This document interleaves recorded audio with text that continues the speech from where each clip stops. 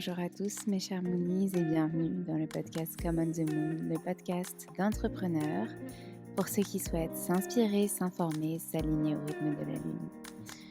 Retrouvez chaque semaine un épisode différent puisque nous avons 5 types d'épisodes, les Moon Break, les Moon Talk, les Moon Cycle, les Moonpreneurs, les Moon Yoga. On fait le lien entre entrepreneuriat, bien-être, développement personnel, conseils pour infuser tout ce que vous voyez et tout ce que vous entendez, pour vous rassurer aussi, pour prendre confiance en vous, et puis les méditations pour justement concrétiser tout cela dans votre vie. Je vous remercie par avance pour votre écoute, pour vos retours aussi. N'hésitez pas à nous contacter sur les différents réseaux sociaux, par mail, et aussi à nous laisser des messages, des commentaires, des étoiles sur les plateformes dédiées si ces épisodes vous plaisent. Merci encore et je vous souhaite une très bonne écoute.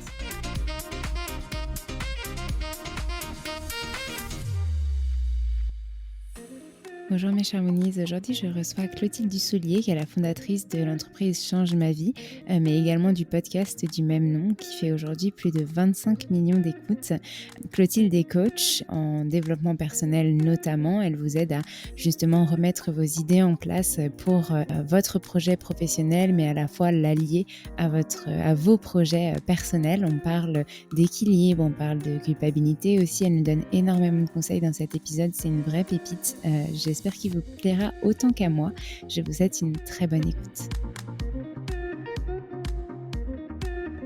Je pense vraiment que c'est important dans la transmission et dans l'éducation que je veux leur donner que mon travail, c'est pas quelque chose que je subis, c'est pas quelque chose que je fais en attendant d'être le soir ou en attendant d'être le week-end ou uniquement pour pouvoir payer mes factures.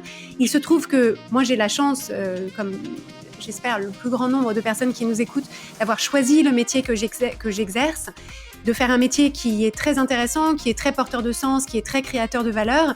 Et donc, à mon sens, je veux vraiment transmettre à mes enfants l'idée que pour eux aussi, ce sera possible de penser une carrière et une vie professionnelle dans laquelle, en fait, leur travail ne sera pas le truc qu'ils font en attendant la retraite.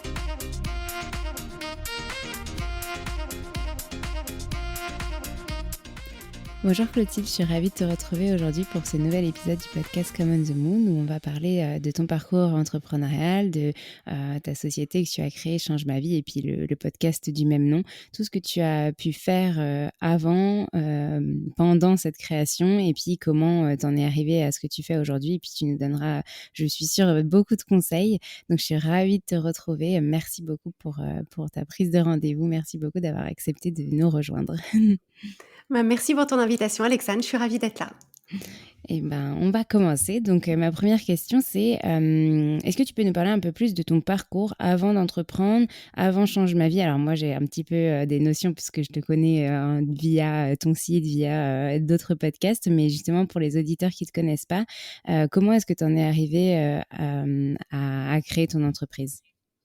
Oui, alors moi j'ai un parcours professionnel un petit peu atypique puisque j'ai fait une formation à la base d'ingénieur en informatique.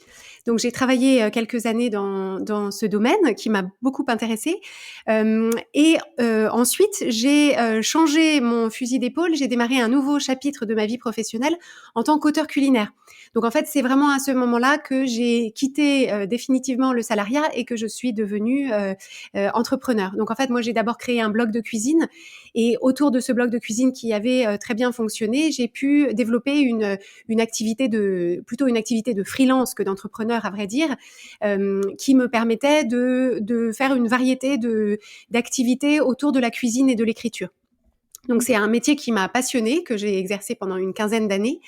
Et puis ensuite j'ai eu des enfants, donc mes enfants ils ont aujourd'hui 7 et 10 ans, et en fait la naissance de mes enfants est arrivée à un moment où d'une part le fait d'avoir des enfants m'a beaucoup mise face à mes limites de gestion émotionnelle et de gestion de mon équilibre de vie. Et donc, c'est à ce moment-là que j'ai vraiment essayé de trouver des outils pour mieux me comprendre, en fait. Ce qui était quelque chose, enfin, je me suis toujours posé beaucoup de questions, mais c'est vraiment à cette époque-là que j'ai découvert le coaching. Et en fait, je ne savais pas du tout ce que c'était avant. Et donc, ça a complètement révolutionné ma vie intérieure et ma façon de vivre ma vie intérieure, mais ma façon de vivre ma vie extérieure aussi.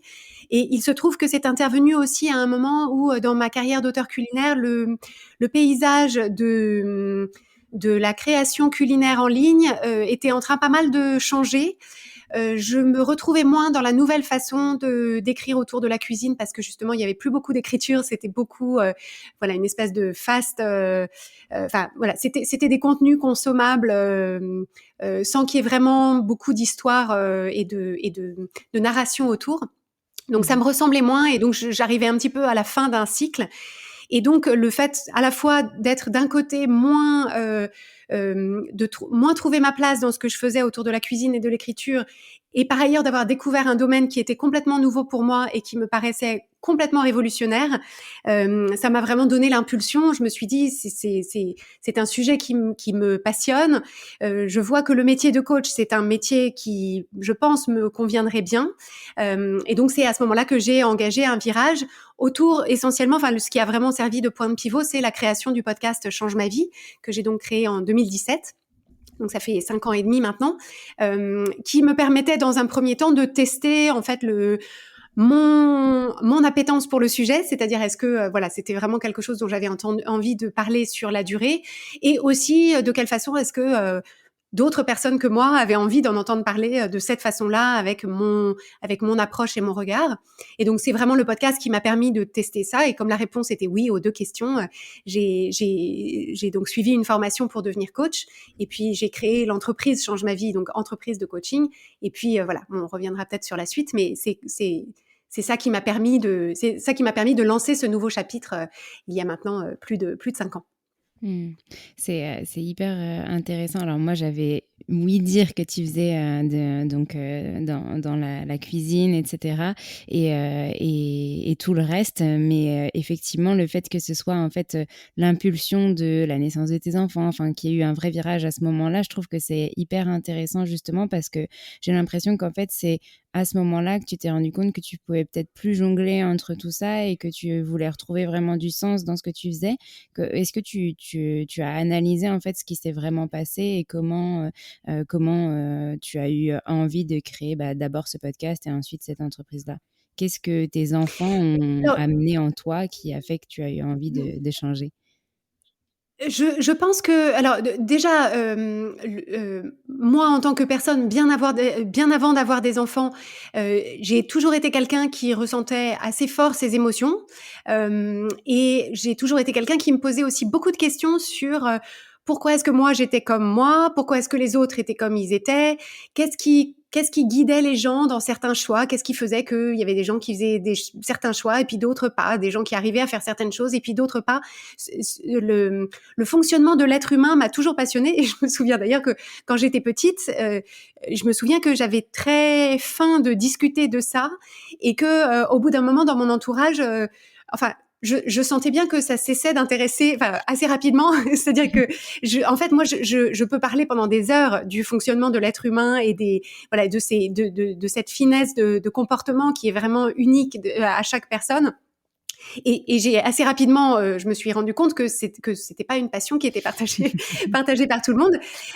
Et donc en fait, j'ai été pendant longtemps assez seule finalement avec ces questionnements-là. Et c'est vraiment ça que le coaching m'a apporté, c'est que en fait, ça m'a donné des outils pour répondre à tout un tas de questions que j'avais sur mon propre fonctionnement et sur le fonctionnement de l'être humain en général. Mais pour répondre à ta question plus spécifiquement sur l'arrivée de mes enfants, en fait, je pense que j'étais quelqu'un qui vivait très fort ses émotions et qui se posait beaucoup de questions. Et tant que finalement, il n'y avait que moi, tant que je n'avais que moi à gérer et que j'avais une assez grande liberté, en fait, puisque j'étais à mon compte, que j'étais en couple avec quelqu'un avec qui on s'entend très bien et on avait une relation très, très sereine, en fait, je m'accommodais de mes hauts et de mes bas émotionnels. C'est-à-dire, bon, c'était pas tous les jours facile, mais et en fait, en ajoutant un enfant puis 2 dans cette équation, en fait, le volume des questions a augmenté parce que d'un coup, toutes les injonctions qu'on a en tant qu'être humain, mais en tant que femme en particulier, sur qu'est-ce que c'est la réussite, à quoi est-ce que ça ressemble d'être une bonne professionnelle, une femme exemplaire, une mère exemplaire, etc. En fait, moi, ça s'est vraiment concentré à ce moment-là, et en fait, je n'arrivais plus à retrouver ma place à moi au milieu de finalement toutes les exigences que j'avais envers moi-même, mais exigences qui ne venaient pas de nulle part, c'est-à-dire c'était dans l'air que je respirais depuis toujours et dans tous les messages qu'on reçoit. Donc j'avais un profil, clairement, c'est toujours un peu le cas, même si j'y travaille, un profil assez perfectionniste, à me dire, en fait, je veux tout faire, et je veux tout faire bien, idéalement parfaitement. Et en fait, là où c'était plus ou moins possible quand il y avait que moi à gérer, c'est devenu d'un coup impossible quand il fallait aussi s'occuper d'un enfant qui évidemment ne dormait pas la nuit. Donc moi j'étais épuisée. Enfin bon, c'était et en fait finalement c'est ce moment-là qui a été un passage assez difficile de ma vie personnelle, où vraiment ces outils de coaching, c'est ça qui m'a aidée à déjà me comprendre, donc normaliser ce que moi je ressentais, ce qui est vraiment, c'est l'étape zéro, mais la plus importante finalement, c'est de comprendre et de normaliser. Et ensuite, ça m'a permis de réagencer ma vie intérieure et ma vie extérieure pour que les choses soient à leur juste place, que j'ai un niveau d'exigence qui correspondait à ce que je trouvais juste, mais surtout réaliste dans ma façon de mener ma vie, d'élever mes enfants, de vivre ma vie de couple, etc. Et ça, c'est vraiment les outils de coaching qui m'ont permis de le faire, et ensuite de faire tout un tas d'autres choses que je ne pensais pas être capable de faire. Ok, c'est vraiment passionnant, et ce que tu disais tout à l'heure par rapport à l'univers de la cuisine qui a évolué, etc., ça me fait penser, je ne sais pas si tu as vu cette série, je crois que ça s'appelle Working Mom ou quelque chose comme ça sur Netflix, et il y a une des actrices principales qui justement est chef cuisinière, je ne sais pas comment on dit ça, et en fait elle écrit des livres, et elle est à un tournant de sa vie où elle écrit le livre, et en fait elle est complètement paumée dans l'écriture de ce livre parce que son agent lui dit non mais il faudrait que vous écriviez comme ci comme ça, enfin en gros il lui dit que ce qu'elle a pas du tout envie d'écrire, et elle se retrouve plus aussi dans ça. Elle avait envie d'écrire des histoires culinaires, enfin des histoires des recettes qu'elle faisait avec sa grand-mère, comment elle les revisitait, etc.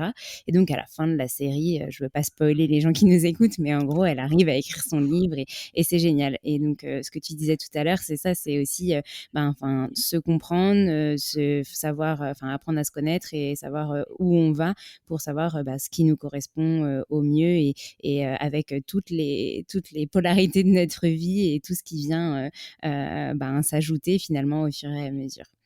Je voulais du coup après parler plus en détail de Change ma vie. Qu'est-ce que concrètement c'est donc le podcast à l'origine, puis ensuite l'entreprise, et pourquoi est-ce que tu as choisi ce nom? Alors on s'en doute, mais du coup peut-être qu'il y a une petite histoire spécifique avec le nom, donc j'aime bien poser cette question. Alors, le nom m'est venu avec l'idée du podcast, le format et les quelques premiers épisodes en une sorte de télégramme de l'univers pendant une sieste. Donc c'est une histoire que j'ai déjà eu l'occasion de raconter, mais vraiment c'est ça qui s'est produit. Je faisais la sieste un dimanche après-midi avec mon plus jeune fils qui avait à l'époque 1 an et demi, et il était évidemment impossible de lui faire quelques siestes que ce soit si je ne dormais pas à côté de lui, et donc ça me permettait moi aussi de me reposer. Et en fait, s'il y a d'autres personnes qui ont des enfants petits qui nous écoutent, en fait, au bout d'un moment, on se réveille, mais comme l'enfant dort encore, il est évidemment impossible de se lever. Donc du coup, je somnolais en attendant que sa sieste à lui soit terminée. Et en fait, dans une sorte de demi-sommeil, mes idées vagabondaient, et en fait, je me suis réveillée de cette sieste avec une inspiration soudaine à laquelle j'avais pas pensé avant, qui était de faire un podcast de développement personnel qui me permettrait donc de partager les outils qui avaient changé ma vie. Et donc, ça allait s'appeler Change ma vie. Et en fait, ce qui est étonnant, c'est que je me suis vraiment réveillée avec le nom, le concept, et même en fait l'espèce de plan de construction des 4 ou 5 premiers épisodes qui me permettrait en fait de poser les bases de ce que je voulais expliquer. Et en fait, ça faisait un petit moment moi j'écoutais des podcasts depuis assez longtemps parce que j'ai vécu aux États-Unis, et donc c'est vraiment aux États-Unis qu'on a commencé que le médium podcast a été créé. Et donc ça faisait longtemps que cette idée de podcast me disait, et comme à l'époque je travaillais dans la cuisine, je me disais peut-être que je pourrais créer un podcast autour de la cuisine. Mais en fait, mon appétence pour le sujet culinaire ne me portait pas suffisamment pour créer un podcast autour de la cuisine. Et donc voilà, c'est à ce moment-là qu'il y a eu l'espèce de conjonction de voilà, le podcast, le développement personnel, et donc c'est comme ça qu'est né Change ma vie. Donc je l'ai lancé en avril 2017 et on a dépassé il y a pas très longtemps les 25 millions d'écoutes, donc depuis la création du podcast. Et une de mes plus grandes fiertés, en fait, c'est que le développement du podcast s'est beaucoup fait par bouche à oreille, avec une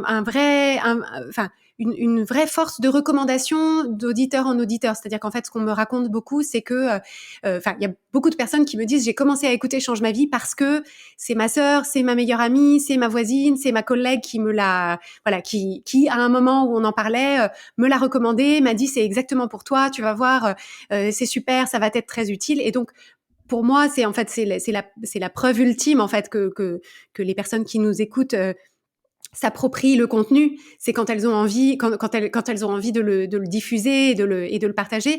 Et comme moi, vraiment, ma mission, c'est de mettre entre les mains du plus grand nombre ces façons de voir la vie qui apportent énormément de soulagement et de liberté. Moi, ce pouvoir de recommandation d'un auditeur à l'autre et d'une auditrice à l'autre, pour moi, c'est vraiment de l'or. Je suis d'accord avec toi, et c'est vrai que j'ai l'impression qu'il y a aussi dans ce monde du développement personnel, du bien-être, etc., beaucoup de... on parle plus de prospecter, on parle plus de tout ça, on parle vraiment énormément du bouche à oreille, de son réseau, de ses proches, etc.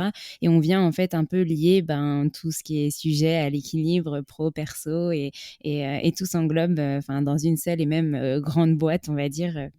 Ouais, je trouve ça vraiment génial. Et puis le pouvoir du podcast, comme tu disais, est né aux États-Unis, et on n'en avait pas forcément conscience en France, et ça se répand de plus en plus. Donc je pense que tu vas très rapidement aussi dépasser tes 25 millions d'écoutes et aller encore plus loin, même avec justement cette cible française. Et du coup, avec ce podcast, donc tu as déjà un petit peu parlé de l'évolution du podcast, mais quand est-ce que ça t'est venu l'envie de créer ton entreprise, du coup, et d'aller plus loin que le podcast, justement? Alors, j'ai lancé les deux en parallèle, c'est-à-dire que Ok.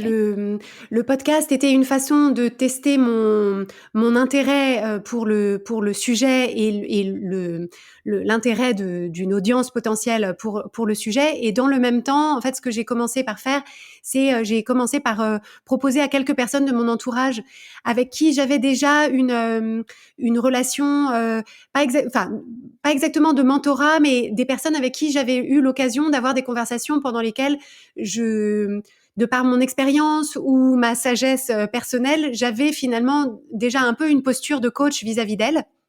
Et donc, j'ai proposé à quelques-unes de ces personnes, je leur ai demandé, j'envisage de lancer une activité de coaching, et donc, est-ce que tu serais d'accord pour qu'on fasse X, je me souviens plus exactement des détails, mais X sessions pour t'accompagner sur tel ou tel projet, etc. Donc, moi, ça me permettait de tester un petit peu le format et mon goût pour ça. Donc, au départ, sans avoir de formation particulière, mais en ayant moi-même pris part à des démarches de coaching. Donc, je savais à quoi ça ressemblait une session de coaching et comment est-ce qu'on guidait une session de coaching. Néanmoins, c'était très important pour moi pour continuer d'avoir une certification, parce qu'en réalité, pour moi, il y a vraiment une différence entre bénéficier du coaching ou être au courant, ou connaître des outils de coaching et les mettre entre les mains d'une autre personne. Et donc, je voulais vraiment développer le jeu de compétences de la coach, qui consiste non pas à donner des conseils ou à dire moi si j'étais à ta place je ferais ça, et est-ce que tu penses pas que, mais voilà, vraiment développer cette capacité à écouter la personne, créé un espace d'écoute sans jugement et sans plaquer mes opinions sur l'autre personne. Et surtout, en fait, moi, ce qui m'intéresse énormément, c'est l'ingénierie l'ingénierie du coaching, qui consiste à se dire, en fait, bien sûr, je peux parler un certain temps avec quelqu'un et forcément lui apporter quelque chose, ne serait-ce que par l'espace d'écoute. Mais ce qui m'intéresse énormément, c'est de développer la puissance de la conversation, qui consiste non pas à aider la personne sur juste un sujet, mais aller directement au cœur du sujet et faire en sorte que la conversation de coaching puisse lui apporter le plus possible, parce qu'on est allé directement au cœur de la problématique et non pas en périphérie à discuter des symptômes, mais directement à finalement quel est le nœud. En fait, souvent la métaphore que j'ai utilisée, c'est, tu sais, quand tu as une pelote de laine qui est très emmêlée, en fait, n'importe quel nœud que tu dénoues, ça avance ça permet à terme de dénouer la pelote. Mais parfois, tu t'aperçois qu'en réalité, il y a un nœud qui finalement contient tous les autres, et il suffit de défaire ce nœud-là pour que d'un coup toute la pelote soit démêlée. Et donc moi, en tant que coach, ce qui m'intéresse, c'est d'apporter à la personne que j'ai en face de moi cette lecture de la pelote qu'elle a entre les mains, et qu'ensemble on puisse identifier quel est finalement le nœud qui permettra de dénouer tous les autres, parce que c'est comme ça que la démarche est la plus puissante, et c'est comme ça qu'on gagne énormément de temps aussi. Donc moi, ça m'intéresse de développer ça pour moi. Donc ça fait maintenant 5 ans et demi que je travaille à ça, et ça me passionne. Et j'ai aussi à cœur de transmettre ça à mon équipe de coach, puisque j'ai développé en fait une approche de coaching qui est la méthodologie Change ma vie, à travers laquelle que j'apporte aux coachs de l'équipe Change ma vie, pour qu'on ait une façon de coacher qui soit cohérente au sein de notre programme de coaching. Ok, c'est super clair. Du coup, tu m'as un petit peu devancé, mais ça me permet de faire une transition sur justement cette genèse, l'évolution de Change ma vie. Donc, tu parles d'une équipe qui maintenant est assez grande, il me semble. Je connais pas en détail, mais j'aimerais bien que tu nous en parles un petit peu. Ton programme, le coaching, donc la méthode, et puis peut-être un petit peu plus sur votre organisation au quotidien, et puis une journée peut-être un peu type, je sais pas, peut-être des logiciels vraiment spécifiques que vous utilisez et que tu recommandes à des potentiels entrepreneurs. Enfin, voilà. Du coup, si tu peux nous expliquer un petit peu plus comment a grandi Change ma vie. Oui. Alors, donc, Change ma vie, au départ, c'était juste moi. J'ai embauché une assistante en fin 2018 de mémoire. Donc, on était 2 pendant un certain temps. Et ensuite, début 2020, mon assistante, que j'adorais et que j'adore toujours, mais qui n'est plus mon assistante, a décidé de se lancer dans un projet. Elle est devenue comédienne. Et donc, j'ai embauché à la place de mon ancienne assistante une personne qui était coach elle-même, et qui, du coup, devait m'aider sur les opérations quotidiennes du programme d'accompagnement qu'on proposait à l'époque. Et donc, cette personne-là s'appelle Claire, et elle fait toujours partie de l'équipe aujourd'hui. Donc ça, c'était en 2020, juste au moment du Covid. Donc on a construit cette équipe d'abord avec Claire, et puis ensuite avec une autre coach, et puis ensuite avec 2 autres coachs, et puis une personne au marketing, et puis une personne pour la partie administrative. Je vais pas te refaire toute la chronologie, mais aujourd'hui on est bientôt 12.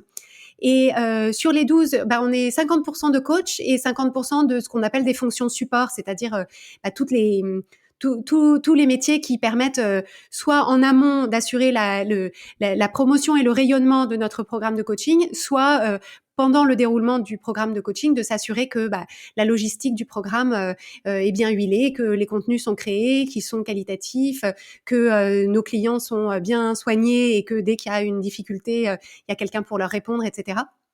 Et donc, on est organisé comme ça. Et donc, le programme de coaching qu'on propose s'appelle Change ma vie mode d'emploi. Donc, je ne sais pas si les gens savent que c'est une référence à Georges Perec et au livre, à son roman La vie mode d'emploi. Mais je suis peut-être la seule à saisir ce clin d'œil. Donc, il s'appelle Change ma vie mode d'emploi parce que c'est justement un programme pour mettre en pratique et effectivement, se mettre en action, ne pas être dans la consommation d'informations sur le coaching, mais être vraiment dans une démarche de changement active, qui se voit effectivement et qui s'ancre dans la durée. Et donc, c'est un programme de coaching qui est entièrement en ligne et qui fonctionne sous forme d'abonnement. Donc en fait, on a choisi ce format pour que les personnes qui peut-être n'ont jamais bénéficié d'une approche de coaching puissent se dire je vais m'inscrire pour 1 mois pour commencer, pour comprendre en quoi ça consiste, parce que ce que j'avais constaté avant, quand on avait un programme qui était un programme sur 6 mois, c'est que du coup, en termes d'investissement financier, en termes d'investissement de temps, en fait, ça peut être un petit peu intimidant pour des personnes qui finalement ne savent pas exactement qu'est-ce que c'est le coaching, parce que ça reste encore quelque chose qui est peu connu.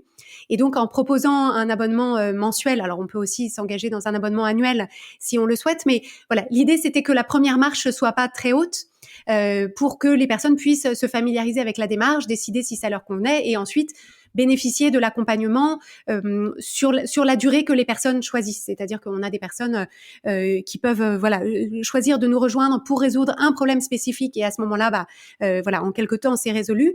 Ou alors choisir de faire le tour vraiment de tous les domaines de leur vie et donc de bénéficier de notre accompagnement sur une durée plus longue. Mais il n'y a pas besoin de le décider en avance. On peut être dans le programme et finalement y rester tant qu'on en a envie et besoin. Ok, et du coup, donc c'est en ligne, donc je suppose qu'il y a des vidéos préenregistrées. Il y a aussi des séances de coaching où ils peuvent prendre rendez-vous. Comment ça se passe vu que vous êtes plusieurs coachs? J'imagine que...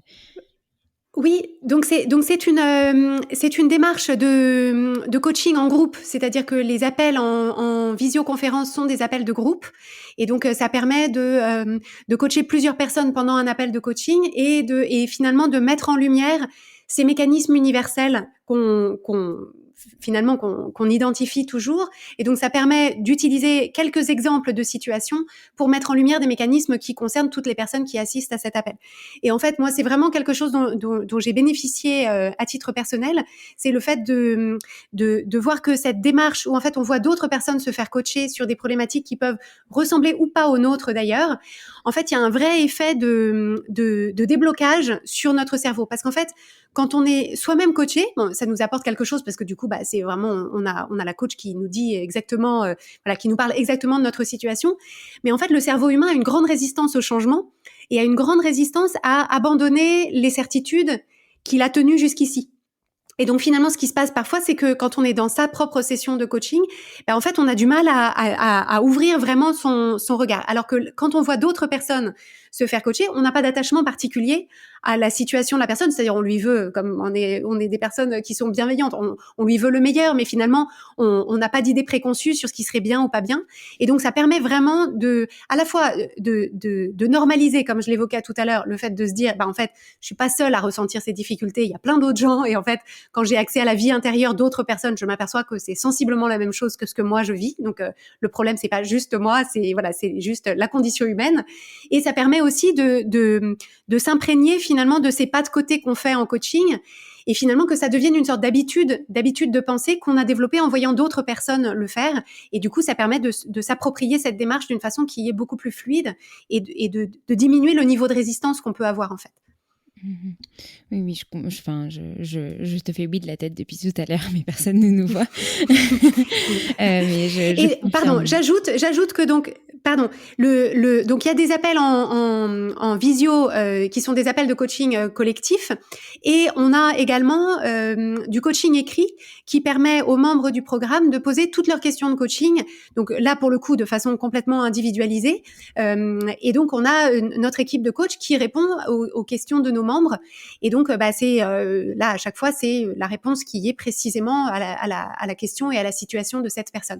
Donc, en fait, c'est une sorte de modèle hybride qui fonctionne vraiment bien parce qu'il y a à la fois la démarche collective qui permet de s'inspirer des avancées des autres et de se sentir porté par une démarche commune, et la possibilité d'avoir des réponses précises à des problématiques précises et personnalisées.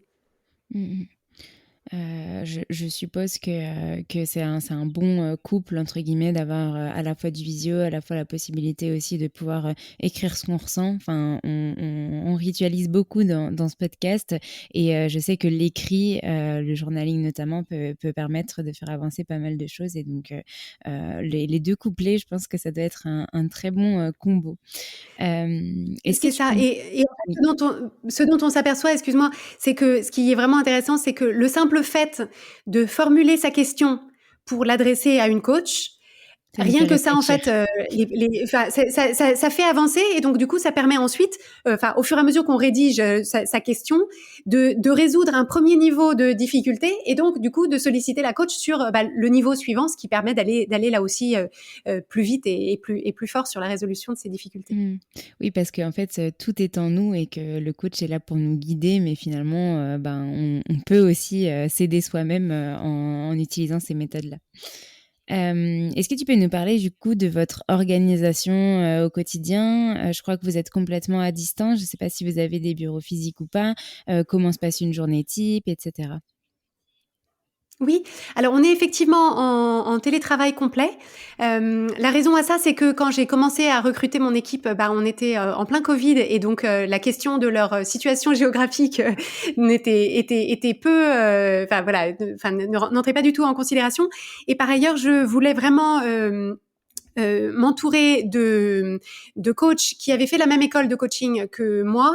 Et je voulais vraiment, je voulais vraiment trouver les coachs avec lesquels j'avais vraiment envie de travailler. Et il se trouve que bah, la première vivait en Haute-Savoie, la deuxième à Rotterdam, la troisième à Toulouse. Donc il y avait, voilà, ça m'a intéressé davantage de m'entourer des talents avec lesquels j'avais vraiment envie de travailler que de me dire voilà qui est en région parisienne. Et ce qui du coup nous permet d'avoir une équipe qui est bah, un petit peu partout en France et puis une en Hollande par coïncidence, enfin par hasard. Et notre façon de fonctionner, du coup, on veille vraiment, et c'est quelque chose qu'il a fallu qu'on co-construise sur la durée. On a des rituels d'équipe pour rester en contact au fil de la semaine et voilà, assurer un bon niveau de communication et aussi de convivialité dans l'équipe. Et on a une fois par trimestre ce qu'on appelle des journées d'équipe, c'est-à-dire on se retrouve quelques jours d'affilée. Alors pour l'instant, on l'a fait uniquement à Paris. Pour passer quelques jours ensemble, donc faire à la fois des choses qui sont ludiques, juste pour passer des bons moments ensemble, et aussi profiter du fait d'être ensemble pour ouvrir des axes de réflexion, résoudre des difficultés ensemble, et également on travaille beaucoup sur comment travailler ensemble au mieux. Donc, se comprendre mieux, communiquer mieux, s'organiser mieux, pour que justement ensuite chacune puisse repartir chez elle, voilà, avec les batteries bien rechargées de la connexion avec les autres personnes de l'équipe, bien en place sur nos valeurs, notre mission, pourquoi on fait ce qu'on fait, et qu'on puisse, voilà, ça rajoute, voilà, ça fluidifie les collaborations sur les semaines et les mois qui suivent. OK, super clair. Et j'imagine que, ben, pour toi, c'était aussi important, ben, au départ, c'était pas forcément un choix parce qu'il y avait le covid, donc voilà, télétravail. Mais c'était aussi important pour toi de plébisciter cette, liberté finalement, que ce soit pour toi et pour tes collaborateurs? Alors, je pense que la liberté ne dépend pas du télétravail ou du non-télétravail, parce que je pense que si on avait des bureaux, enfin, mes collaboratrices auraient la même liberté, c'est-à-dire sans doute on ferait de l'hybride et Mmh. voilà, celle qui voudrait venir viendrait, celle qui voudrait pas venir viendrait pas, et enfin voilà, je pense que cette flexibilité-là, elle fait plus partie de nos valeurs d'autonomie et de responsabilité que vraiment le mode de travail. En revanche, c'est vrai que moi personnellement, je suis plutôt dans l'équipe des introvertis dans le sens où je recharge plutôt mes batteries quand je suis seule. Et donc pour moi, l'idée d'aller tous les jours dans un lieu physique où que je dois partager avec d'autres personnes, avec qui il faut discuter à la machine à café, etc. Enfin, je l'ai vécu quelques années en travaillant dans un bureau. Bon, alors à l'époque c'était chez un éditeur de logiciels et puis dans une start-up, mais euh, c'est pas ça qui me nourrit moi au quotidien. Je préfère avoir de larges plages de temps ininterrompues où je suis dans ma bulle. Donc je pense que j'ai aussi créé un mode de fonctionnement qui avant tout qui me correspond à moi, et voilà, et qu'on propose à nos collaboratrices avec des aménagements voilà, qui peuvent elles répondre à leurs besoins, et c'est justement ça qu'on a co-construit au fil du temps. OK, super. J'aime bien enfin, ce que tu expliques, sur la manière, de fonctionner aussi. Chaque personne est différente et quand je parlais de liberté, c'était pas seulement liberté géographique et effectivement, c'était justement ce que tu disais là. Si toi, tu te sens pas à l'aise avec le fait de devoir tchatcher tous les jours avec des collègues et cetera et que tu préfères être bien concentré, c'est vrai que c'est plus simple d'être chez soi, que d'être dans un open space où il y a du bruit partout et on est dérangé toutes les 2 secondes. Bon, bah, super. J'aimerais maintenant qu'on aborde cette ces questions de culpabilité, d'équilibre pro-perso, parce que justement, les auditeurs, auditrices de ce podcast sont principalement des personnes qui souhaitent se lancer et qui sont potentiellement parents. Et donc, toi, tu es maman, tu es chef d'entreprise, tu es podcasteuse, tu as plein de casquettes. Et je voulais savoir comment est-ce que tu jongles avec tout ça. Alors, je pense qu'il y a une chose qui est assez fondamentale, c'est donc moi j'élève 2 petits garçons et je pense vraiment, je pense vraiment que c'est important dans la transmission et dans l'éducation que je veux leur donner que de leur faire passer le message. Et donc je pense qu'ils ont bien compris que mon travail, c'est pas quelque chose que je subis, c'est pas quelque chose que je fais en attendant d'être le soir ou en attendant d'être le week-end ou uniquement pour pouvoir payer mes factures. Il se trouve que moi j'ai la chance, comme j'espère le plus grand nombre de personnes qui nous écoutent, d'avoir choisi le métier que j'exerce, de faire un métier qui est très intéressant, qui est très porteur de sens, qui est très créateur de valeur. Et donc à mon sens, je veux vraiment transmettre à mes enfants l'idée que pour eux aussi, ce sera possible de penser une carrière et une vie professionnelle dans laquelle, en fait, leur travail sera pas le truc qu'ils font en attendant la retraite. Donc ça, c'est déjà, à mon sens, important de le mettre finalement au centre des valeurs peut-être d'éducation qu'on veut transmettre à nos enfants. Le fait que je sois une femme et que j'élève des fils en tant que féministe, c'est aussi important pour moi de leur montrer que c'est pas parce que je suis la maman que dès qu'il y en a un qui a un problème ou qu'il y a pas grève ou que etc. C'est pas que maman qui annule ses réunions et qui du coup met ses intérêts professionnels de côté pour s'occuper d'eux. C'est-à-dire je veux pas leur envoyer le message qu'ils sont moins importants que mon travail, mais ce que je veux envoyer comme message, c'est qu'ils ont aussi un papa et que voilà. Donc je ne veux à aucun moment entrer finalement dans une opposition entre eux et mon travail ou entre moi et mon travail. Donc je veux vraiment qu'ils voient que j'essaye de donner de la place à toutes les choses qui me passionnent, y compris les élever et y compris mon travail, et que ce sera nécessairement imparfait et que l'équilibre est toujours imparfait et toujours en correction. Et donc, dans des périodes dans lesquelles je suis plus chargée en termes de travail, et aussi, il m'est arrivé d'avoir des périodes où je me sentais assez stressée et où du coup, il m'est arrivé de leur dire, en fait, en ce moment, c'est assez tendu et du coup, je m'excuse parce que je me rends compte que je suis moins disponible, que je suis moins patiente, et donc leur expliquer, en fait. Alors, quand ils avaient 18 mois, ça ne servait pas forcément à grand-chose de leur expliquer en ces termes-là, mais maintenant qu'ils sont un peu plus grands, je trouve que c'est important aussi qu'ils puissent comprendre que ils ont des parents qui sont aussi, qui ont une vie, qui ont une vie émotionnelle, qui ont, voilà, il y a des moments où ça va super bien et puis il y a des moments où ça va un peu moins bien. Et je pense que essayer de les protéger de ça en faisant une sorte de vitrine de je suis parfaite tout le temps et tout va bien tout le temps, je pense que c'est pas leur rendre service.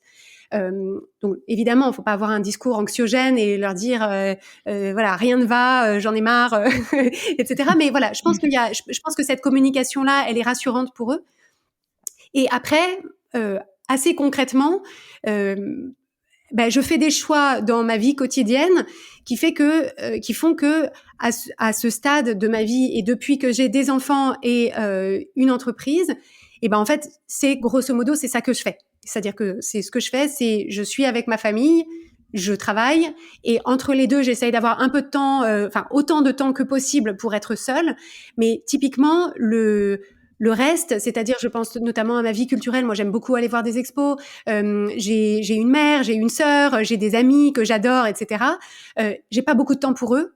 Et je fais de mon mieux. J'ai pas toujours été parfaite de ce point de vue-là, mais voilà, je pense que finalement, là où on se prend les pieds dans le tapis, c'est quand on se dit l'équilibre devrait être entre tout et je devrais donner une place idéale à tout dans ma vie. Et il y a peut-être des périodes de vie pendant lesquelles c'est possible. C'est pas mon cas actuellement, et donc les choses s'arrangent parce qu'au fur et à mesure, en plus que j'ai une équipe en place, voilà, il y a des moments où voilà, les choses sont super bien en place et où du coup j'ai moins de, je travaille un peu moins, mais voilà, aujourd'hui ma passion c'est mon entreprise, et donc je fais ces choix-là, et Et pour moi, c'est important de préserver des moments où je suis avec mes enfants et vraiment disponible avec eux et où on joue et on rigole et on partage des choses. Et c'est tout aussi important que mon travail, mais voilà, il y a plein d'autres choses qui passent à la trappe du coup. Mmh. J'aime bien comment tu expliques tout ça, en fait. Enfin, que cette notion d'équilibre, elle est pas constante, en fait. Elle est en fonction du temps, en fonction de tout ce qui se passe, en fonction de ce qu'on a dans notre vie au quotidien, en fonction de nos passions. Enfin, voilà, retrouver un petit peu ce fait que on est assez, on est là, on fait de notre mieux, comme tu l'as dit, hein, je fais de mon mieux. Et c'est OK, et c'est très bien déjà de faire tout ce qu'on peut pour tout réaliser et tout coupler, sans se forcer, sans culpabiliser, sans jugement, comme tu disais tout à l'heure, et en toute bienveillance envers soi-même. J'aime bien répéter, parce que donc du coup, dans ce podcast, on parle de développement personnel, mais je suis aussi professeure de yoga à côté, donc j'aime bien répéter à mes élèves souvent, avant d'être bien avec les autres, il faut que vous soyez bien avec vous. Et ça, c'est primordial à mon sens, en tout cas, pour pouvoir se réaliser au quotidien. Je ne sais pas si tu voulais rajouter quelque chose par rapport à ça. En fait, ce que je voulais finalement exprimer, qui est en réalité le fil conducteur de ce que je viens de dire, c'est cette notion d'essentialisme, c'est-à-dire de se dire, en fait, à n'importe quel moment de notre vie, dans n'importe quel chapitre, l'idée c'est vraiment d'avoir bien en tête qu'est-ce qui est essentiel et s'autoriser à, quand on a besoin de faire de la place ou d'avoir du temps et de la place pour du rien, s'autoriser à mettre de côté le reste. Je pense vraiment que, d'une façon générale, le conditionnement que reçoivent les femmes, il est beaucoup que une fois qu'on a fait l'essentiel, il faut se précipiter pour cocher la case d'après et demander dans notre entourage s'il n'y a pas quelqu'un qui a besoin de nous et si on peut pas s'occuper de quelqu'un et s'il n'y a pas quelqu'un qui s'ennuie ou qui a besoin d'un coup de fil ou qui a besoin d'un service. Et je pense que c'est finalement assez radical mais important de pouvoir se dire en fait une fois que j'ai fait l'essentiel, est-ce que je me suis donné à moi ce dont j'avais vraiment besoin et envie, et finalement se faire remonter sur la liste en fait des destinataires de notre temps et de notre attention. Voilà, c'est quelque chose qui n'est pas évident de s'autoriser, encore une fois, du fait de ce conditionnement qu'on reçoit, mais déjà en prendre conscience, c'est une bonne première étape. Mmh. C'est sûr. Bon, je passe à la suite parce que je veux qu'on puisse aborder tous nos sujets. J'ai reçu je me suis inscrite du coup à votre newsletter et j'ai reçu l'élan du lundi. Donc, c'est 3 petits exercices pour mieux explorer son esprit. Donc, c'est ce que vous expliquez. Est-ce que tu pourrais nous en parler un petit peu, parce que voilà, je pense que ça peut intéresser nos auditeurs et ça peut peut-être les aider. On parlera aussi des autres petits exercices derrière. Sans tout nous dévoiler, parce qu'il faut leur donner envie justement de s'inscrire, mais juste comment tu as pensé ça? Oui, alors une précision que je veux apporter, c'est que l'élan du lundi, c'est la newsletter de Change ma vie qui est envoyée tous les lundis matins, donc aux personnes qui s'inscrivent sur changemavie.com/inscription. Et donc l'élan du lundi à proprement parler, c'est l'email qu'on envoie le lundi matin pour donner de l'énergie et de l'inspiration pour toute la semaine. Le contenu auquel tu fais référence, c'est un contenu qui s'appelle 3 exercices simples pour mieux explorer votre esprit, et qui sont justement 3 explorations qu'on propose. En fait, l'idée derrière ça, et donc encore une fois, les personnes qui sont curieuses peuvent s'inscrire pour le recevoir. L'idée, c'est de se dire, la plupart d'entre nous ne prenons pas assez de temps pour se poser et se poser tout court, et se poser des questions productives. Pas productives dans le sens pour produire plus, mais des questions qui permettent de créer davantage de clarté, de créer de la confiance, de créer de la connexion à soi et de la connaissance de soi. Et donc ces 3 exercices pour explorer son esprit, ce sont justement des pistes d'exploration qui permettent de se poser des questions qui sont pas les questions qu'on a l'habitude de se poser au quotidien, pour en fait développer ce qui, à mon sens, est un élément fondamental d'une vie épanouie et accomplie, c'est d'avoir une bonne relation avec soi. Donc c'est se connaître assez bien, se parler gentiment, s'accompagner au quotidien, être son allié, faire partie de son équipe. Et en fait, ça nécessite d'abord d'avoir une démarche de connaissance de soi, comme finalement, en fait, ce ce que j'ai assez souvent proposé comme comparaison, c'est en fait quand on rencontre quelqu'un, imaginons on rencontre quelqu'un dans un train, on est dans un club 4, dans un TGV et on noue la conversation avec la personne qui est en face de soi. En fait, si la personne, on a un bon contact avec elle, en fait, on a envie de lui poser des questions, on a envie d'en savoir plus sur elle, on veut savoir ce qu'elle aime, on veut savoir ce qu'elle fait, on veut savoir. Et en fait, pour beaucoup de gens, ces questions-là, ils se les posent jamais. Et du coup, en fait, on peut vivre avec soi en se connaissant moins bien qu'on ne connaîtrait une personne qu'on a rencontrée dans un club 4 dans le TGV. Et donc, en fait, l'idée, c'est vraiment de proposer des pistes pour démarrer ce que moi, je veux encourager sur le long terme, qui est d'avoir en fait un dialogue régulier avec soi-même, dans lequel on se pose des bonnes questions, des questions qui ouvrent à des réponses intéressantes, qui nous donnent de l'élan, qui nous donnent de la clarté et qui nous font avancer dans la vie. Et donc, c'est à ça que servent ces 3 exercices simples et puis toutes les autres ressources qu'on propose sur Change ma vie. Ok, super. Merci beaucoup. Je prends des notes en même temps. Les auditeurs le savent. Comme ça, je vais pouvoir remettre un petit peu ce que vous avez mis en place et puis je remettrai tous les liens dans les notes de l'épisode. Ensuite, du coup, vous parlez aussi de mind mapping. Est-ce que tu peux nous expliquer en quoi ça consiste et en quoi ça peut être aider dans l'organisation au quotidien, dans le fait de se poser des questions aussi, d'éclaircir son esprit, etc. Oui, alors donc là, ce à quoi tu fais référence, c'est un outil qui s'appelle Clarté Express, que les personnes qui nous écoutent pourront également recevoir en s'inscrivant à la newsletter de Change ma vie. Et en fait, ça fait référence à un épisode de Change ma vie du même nom, qui s'appelle Clarté Express, dans lequel j'explique en fait que quand on est face à une situation un peu compliquée et qu'on se sent submergé par tout un tas d'émotions dans lesquelles on a du mal à mettre de l'ordre, en fait, on peut utiliser la technique de mind mapping qui est donc de cartographie. Enfin, je sais pas quelle est la traduction officielle, mais c'est une sorte de cartographie des idées qui consiste en fait à représenter de façon graphique, schématiser différentes idées. Donc, on peut se servir du mind mapping pour tout un tas de sujets. Mais en fait, ce qui m'est venu une fois, c'est en fait, on peut vraiment utiliser ça pour se dire voilà, c'est le sujet, je le mets au milieu, je l'entoure d'un rond, et puis je mets autour en fait toutes les pensées qui me viennent, tout ce qui me tourne dans la tête, et puis les émotions que ça me fait ressentir. Et donc, ça permet en fait, c'est une très bonne technique pour trouver ce qui nous manque souvent, c'est le recul par rapport à la situation difficile qu'on rencontre, pour pouvoir se dire voilà mon sujet, voilà toutes les choses que je pense là-dessus, voilà ce qui explique pourquoi je me sens comme ça, et ça permet de préparer le terrain ensuite pour se dire face à la même situation, qu'est-ce que je pourrais choisir d'en penser d'autres qui créerait pour moi des émotions qui me permettraient d'agir ou de réagir d'une façon qui me fasse avancer dans cette situation. Et donc, dans l'épisode, je donne un exemple, et si on s'inscrit à la newsletter de Change ma vie, donc changemavie.com/inscription, on reçoit cet exemple vraiment, l'exemple visuel, parce que bien sûr sur un podcast je peux pas faire le mind mapping, l'exemple visuel qui permet de s'approprier cette technique que j'utilise très souvent pour ma part et qu'on propose aussi aux membres de notre programme. Je trouve ça super intéressant justement parce que comme on disait tout à l'heure, le fait de d'écrire, le fait de visualiser en fait un petit peu tout ce qu'on a à l'intérieur de notre tête, ça nous permet de complètement éclaircir toutes nos pensées et trouver des solutions beaucoup plus facilement. Et donc c'est pour ça que j'ai repointé du doigt dans cet épisode les exercices qui m'ont marqué, parce que je trouve que c'est vraiment parlant. En tout cas, ça me parle beaucoup. Oui, et d'une façon générale, notre approche chez Change ma vie, c'est vraiment de sortir. Enfin, l'objectif, c'est vraiment de faire en sorte que face à n'importe quelle situation, on ne se sente pas impuissant.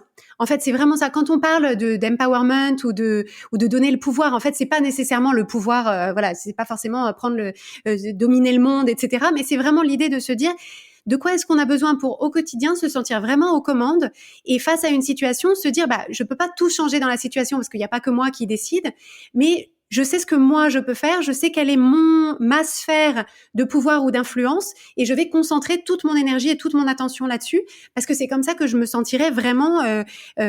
Pour moi, l'impuissance, c'est une des émotions les plus pénibles à ressentir, et c'est parce que juste après l'impuissance, il y a le désespoir, et donc en fait, l'idée, c'est vraiment de mettre entre les mains du plus grand nombre des outils qui permettent, face à n'importe quelle situation, d'éviter l'impuissance et le désespoir, et de se mettre en mouvement dans la direction dans laquelle ils ont envie d'évoluer.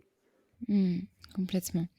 J'ai une autre question que je pose souvent à mes invités, parce que je trouve que c'est vraiment important de parler de ces choses-là aussi. Est-ce que tu pourrais nous parler de nous donner des exemples, ou un exemple déjà, ce sera déjà pas mal, de challenges que tu as rencontrés quand tu as lancé ton entreprise, ou même tout au long, hein, des choses qui ont potentiellement pu être des difficultés traversées, toi ou en équipe, ou pour un petit peu démystifier le fait que c'est pas parce qu'on est entrepreneur, qu'on a une équipe, que ça fonctionne bien, que en fait tout est rose tous les jours. Il y a aussi des difficultés. Et comment est-ce que, quelle solution tu as trouvé par rapport à cet exemple-là? Oui, alors déjà, je peux confirmer effectivement que le 50-50 de la vie est en place, quelle que soit la taille de l'équipe, quel que soit le développement de l'entreprise et le succès qu'on peut rencontrer. Donc ça, je veux vraiment le normaliser. Et je pense qu'en fait, ce qui a été une des plus grandes difficultés et je pense le message que je veux transmettre là, c'est finalement le fait de se dégager autant que possible de la validation extérieure. En fait, encore une fois, ayant un profil plutôt perfectionniste et ayant reçu un conditionnement plutôt de, bah voilà, on va te dire ce qu'il faut faire et puis tu vas le faire et puis tu auras 20. En fait, j'ai longtemps pensé que le monde extérieur ou des experts extérieurs allaient être chargés de me dire oui, ça c'est bien, continue, non, ça c'est pas bien, mais voilà ce qu'il faut que tu fasses. Et en fait, je pense que le chemin de l'entrepreneur, mais aussi le chemin de la liberté d'une façon générale, c'est de remarquer toutes les fois où en fait on donne à des personnes extérieures à nous le dernier mot, c'est-à-dire où finalement c'est comme si on imaginait une sorte de jury invisible et qu'il fallait obtenir l'approbation de ce jury invisible sur tout ce qu'on fait. Et en fait, la difficulté de ça, c'est que du coup, on est, alors déjà, on n'est jamais tranquille parce qu'en fait, il y a toujours quelqu'un, on peut toujours imaginer un jury qui nous désapprouve. Donc ça, c'est le cerveau humain imagine ça avec beaucoup de facilité. Mais surtout, le problème, c'est que si on essaye de piloter notre création, notre carrière, notre offre, ce qu'on fait, en fonction de l'approbation de ce jury invisible, en fait, on ne va faire que refaire des choses qui ont été déjà faites, puisque le monde extérieur ne va valider que ce qui est conventionnel, que ce qui est approuvé, que ce qui est classique, que ce qui est voilà le chemin déjà bien balisé. Et donc du coup, ce que ça signifie, c'est que on s'empêche de faire des choses qui sont nouvelles, qui nous ressemblent juste à nous et qui du coup pourraient être créatrices de valeur, de singularité et d'innovation. Et donc, en fait, je pense que cette danse perpétuelle entre j'aimerais bien être rassurée par le monde extérieur sur le fait que ce que je fais, c'est bien, je vais dans la bonne direction et voilà, parce que ça représente ça répond à notre besoin de sécurité et de réassurance, mais se rappeler toujours que ce besoin de sécurité et de réassurance, en fait, il faut à chaque fois qu'on peut et autant qu'on peut le réinternaliser et apprendre à se faire confiance à soi et à se dire non mais qu'est-ce que moi j'en pense et quelle est l'expérimentation que moi j'ai envie de faire et qu'est-ce que moi j'ai envie de tester et comment est-ce que moi je vais déterminer si c'est bien ou si c'est pas bien. Et donc je pense que c'est un work in progress pour beaucoup de gens et pour moi en particulier, mais à mon sens c'est une des pistes essentielles pour d'une part être serein, mais aussi développer la confiance en soi et en plus pouvoir proposer quelque chose de nouveau et donc dans une période où c'est assez cacophonique quand même. Enfin, je veux dire, il y a énormément de gens qui parlent d'énormément de sujets et de notre sujet en particulier, quel que soit notre sujet. Du coup, avoir une voix qui soit singulière et ça, à mon sens, c'est vraiment ça qu'il faut travailler. Mmh mh. Je te fais oui, encore une fois de la tête, parce que c'est aussi, le travail de ma vie, de prendre confiance, d'avoir cette estime. On parle beaucoup pour les entrepreneurs, de ce syndrome de l'imposteur et de ce besoin, de toujours se référer à quelqu'un d'autre, pour, avoir, cette validation, alors qu'en fait, en soi, on sait très bien qu'on l'a. Et aussi cette notion de, j'ai envie de faire un projet, je demande la validation, mais en soi, en fait, même si j'ai, un «refus» entre guillemets, enfin une réponse négative, qu'est-ce qui m'empêche de le lancer en fait? Si ça m'anime à moi, pourquoi je ne le lancerai pas, je ne le ferai pas? Et d'ailleurs, il me semble que c'était le sujet de l'élan du lundi d'aujourd'hui, puisqu'on enregistre, on est lundi, de pas toujours demander en fait cette validation. Et ça m'a beaucoup parlé et ça me parle beaucoup cet exemple. Je voulais qu'on évoque une dernière question que je pose à tous les entrepreneurs qui viennent dans le podcast. C'est est-ce que tu aurais 3 conseils ou plus, mais bon, 3 c'est déjà énorme puisque tu en as déjà donné énormément, pour des futurs entrepreneurs qui souhaitent se lancer, mais qui rencontrent potentiellement des peurs, des freins, des conseils que peut-être tu aurais aimé avoir toi quand tu t'es lancé, par exemple, ou alors vraiment des choses qui pour toi font vraiment sens pour se lancer. Alors le tout premier élément, c'est ma toute première recommandation, c'est vraiment de s'équiper d'outils pour comprendre ses émotions.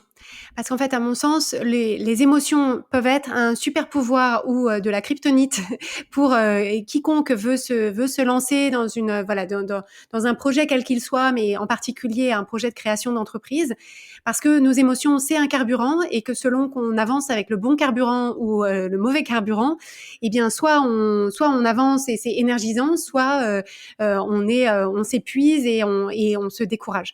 Donc à mon sens, il faut vraiment apprendre à être en contact avec ses émotions, et donc ça veut pas dire du coup être au fond de son lit toute la journée, mais ça veut dire vraiment consulter sa météo émotionnelle et faire ce dont on a besoin pour avoir une météo émotionnelle, sinon ensoleillée 365 jours sur 365, tout au moins s'apporter ce dont on a besoin pour retrouver de l'énergie autant que possible. Donc ça, c'est la première recommandation. La deuxième que je voudrais apporter, parce que tu as évoqué cette idée de peur ou de crainte, etc. Et je pense que vraiment un élément hyper important à développer, c'est la capacité à rendre tangible, c'est-à-dire à toujours faire la part des choses entre ce que j'appelle sur le podcast les maths et le théâtre. C'est-à-dire vraiment se dire, il y a dans mes craintes et dans mes appréhensions, il y a une partie qui est vraiment tangible, donc c'est typiquement des craintes d'ordre financier. Et donc ça, en fait, il faut vraiment traiter ces craintes-là avec des outils de rationalité, typiquement un business plan. Alors pas forcément un truc ultra compliqué, mais faire des projections, se demander de combien d'argent on a vraiment besoin, se renseigner sur les chiffres, sur les charges, les choses comme ça. Donc vraiment répondre aux maths par les maths, et traiter séparément la partie qui est nos spirales d'anticipation négative finalement les scénarios du pire que nous propose notre cerveau. Et en fait, à mon sens, c'est vraiment important de savoir distinguer les deux, parce qu'en fait, ça c'est quelque chose qui se manifeste dans un début de création d'entreprise, mais ce sera comme ça tout au long d'une carrière entrepreneuriale, c'est-à-dire qu'il y aura toujours face à une situation une partie de nous qui sait qu'il y a une partie, c'est juste des chiffres, des choses factuelles et tangibles et un risque qui se mesure. Et par ailleurs, il y a mes craintes, mes peurs et mon cerveau qui part en spirale. Et en fait, plus on s'exerce à traiter ces deux pans-là de notre vie intérieure séparément, plus on avancera avec confiance. Et le troisième conseil que je veux donner, c'est vraiment ce qui fait écho à ce que j'évoquais juste avant, c'est de s'émanciper en fait des modèles extérieurs, de s'émanciper de qu'est-ce qui se fait, quelle a été la recette des personnes avant moi, etc. Je trouve ça, je suis la première à lire 1000 livres et à écouter 1000 podcasts et à vouloir savoir comment font les uns, comment font les autres, quelles sont les best practices, quelles sont les techniques, etc.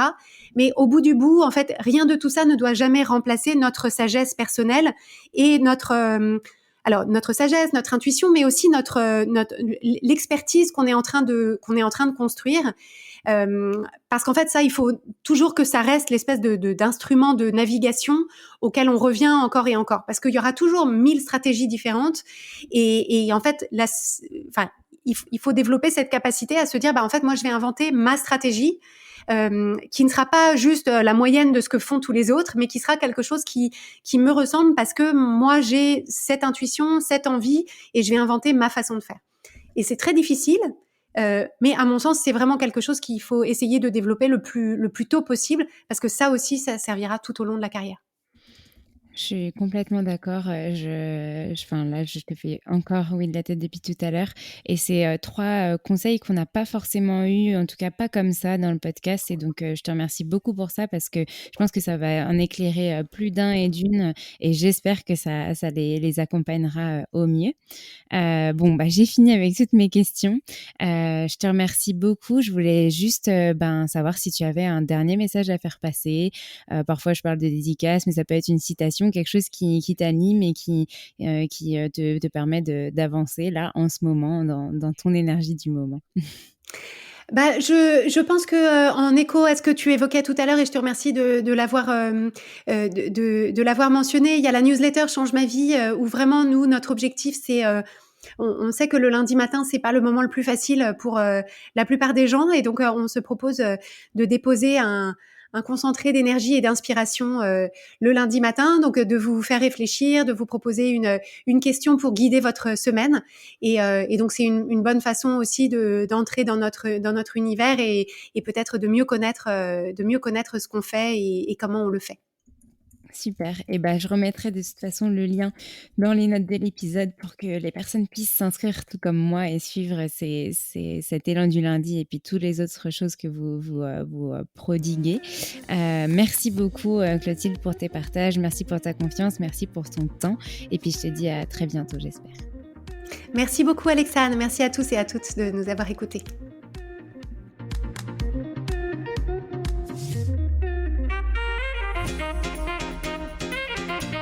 Merci à tous d'avoir écouté cet épisode. N'hésitez pas à nous laisser des étoiles et des commentaires sur les plateformes dédiées comme Apple Podcast et Spotify, mais c'est aussi des messages privés, des commentaires. Ça nous fera très plaisir de pouvoir échanger avec vous. En tout cas, on vous dit à la semaine prochaine. Nous avons hâte de vous retrouver.